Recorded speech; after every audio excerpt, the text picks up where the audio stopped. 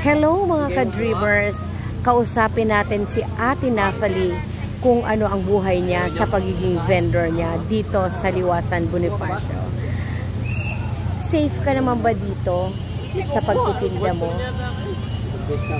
Minsan naman po ma'am, safe po, pero minsan hindi po.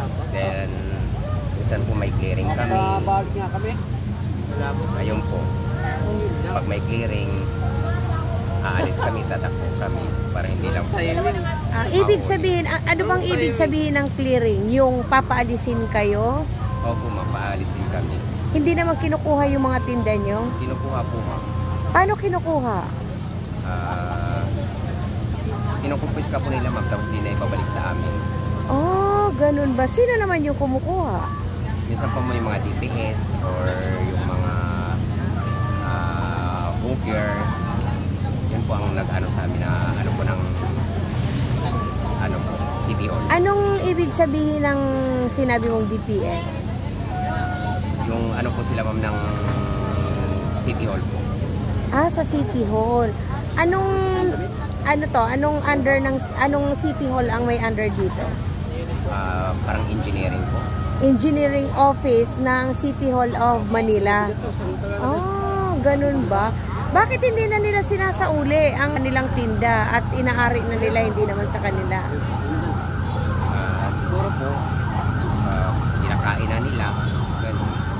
Kinakain na nila. Pwede ba yun? Hindi naman sa kanila. Dapat huli-huli. Ibig sabihin kasi pag nahuli kayo, magpa-fine kayo. O, dapat nga ganun ma'am eh. Kaso lang hindi nga po, hindi na may balik sa amin. Hindi kayo mahuhuli, hindi kayo magpa-fine, pero kukuhanin na lang yung mga tinda nyo. Kukuhanin na lang po. Ganun ba? Hindi ba pwedeng, kunwari, may clearing kami, alis na muna kayo dito, hindi pwede ditong magtinda. Hindi ba pwedeng ganun?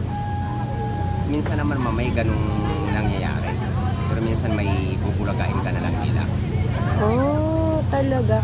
Ang mahirap pala dyan, yung mga tinda nyo na kinukuha nila, hindi na nila binabalik. Oo, kasi nga, kita mo naman, siguro sa tinda ni Miss Nathalie ay maghahalaga to ng mga 10,000. 10,000 na pinaghirapan niya yan. So, kung magki-clearing, tapos kukunin naman yung mga tinda niya, kawawa naman, di ba? Dahil nga, syempre, lahat tayo gustong mabuhay ng marangal sa pagtitindang ito, ngunit nagamit lamang nila yung isang portion ng pag-aari ng gobyerno.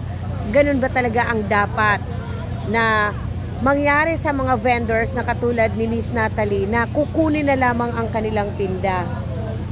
Tama ba yon?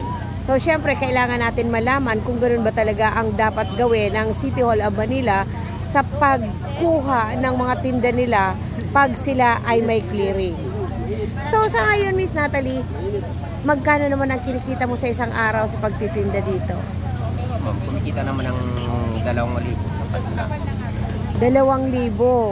Oh, napakaganda talagang negosyo din ang vendors pag maraming tao. Pag wala naman tao, medyo mababa.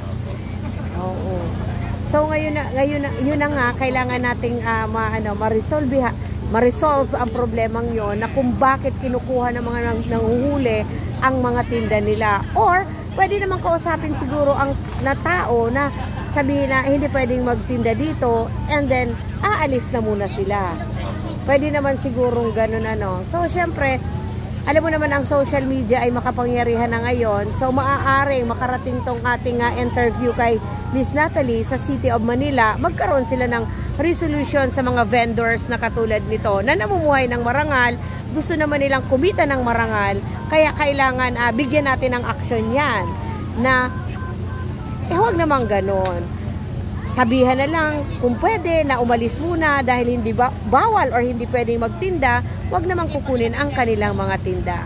Tama ba yon Miss Nathalie? Opo, tama po. Sige, maraming salamat sa pagpa-unlock na ma-interview.